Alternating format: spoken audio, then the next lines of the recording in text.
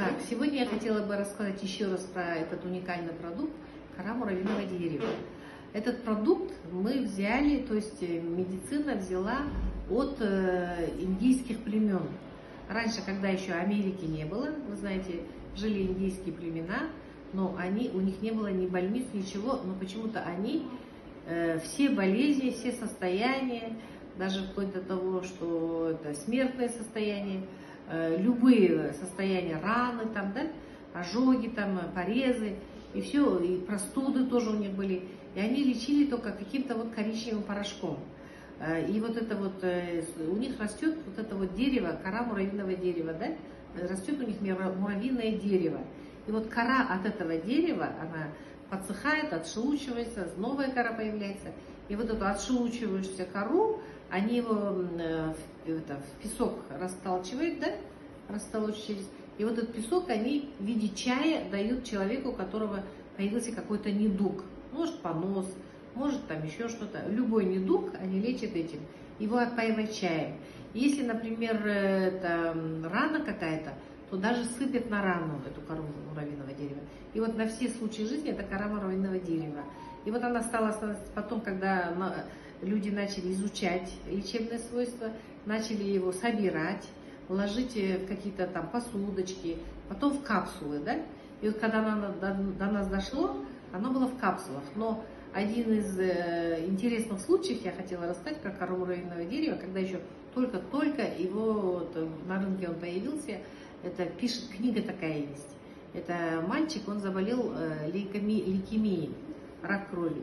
И он лежал в отделении, где их лежало 40 человек. А его родственники приехали как раз с Америки и привез эти баночки и чем-то помочь. И сказал, вот это пей по капсуле 2 раза в день. А так он получал лечение, которое врачи ему назначали, там операции ему делали. В общем, тяжелое белокровие у него было. И у всех вот этих его, которые в палате с ним в отделении лежали, диагноз один и тот же был. Но он единственный думает, ну, как бы, раз дядя привез, буду пить. И пил эту кору муравьиного дерева. Хотя у него даже были состояния, когда у него фонтаном кровь до потолка, что он там рассказывает, аж брызгала кровь до потолка. Вот такое у него осложнение было.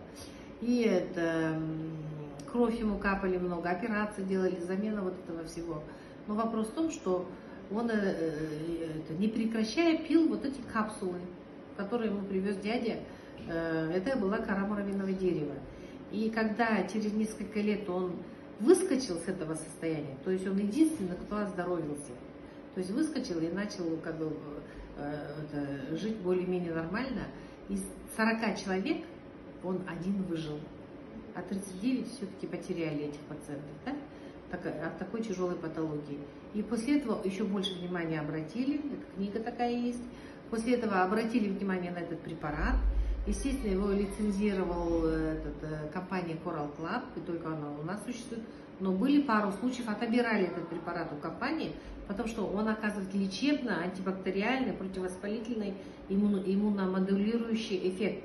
И его хотели забрать в аптечную сеть, как фармацевтический препарат.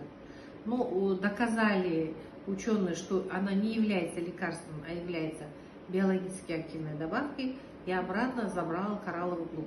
Этот препарат действительно уникален и для детей, и для новорожденных, и при воспалительных процессах, при гриппозном состоянии, при женских болезнях, при мужских простатитах, при онкологии. Вот, при всех состояниях это уникальный действительно препарат, то есть биологически активная добавка, которая помогает оздоровлению человека. Даже можно к химическим антибиотикам добавить кору муравьиного дерева, она не вызовет дисбактериоз. В общем, вот так. Он действует целенаправленно на грибки, на вирусы, на паразиты, на кокковую инфекцию. И плюс он иммуномодулирующий эффект, он поднимает иммунитет человека, и защитные наши клетки становятся более активными. В общем, вот такой вот уникальный препарат.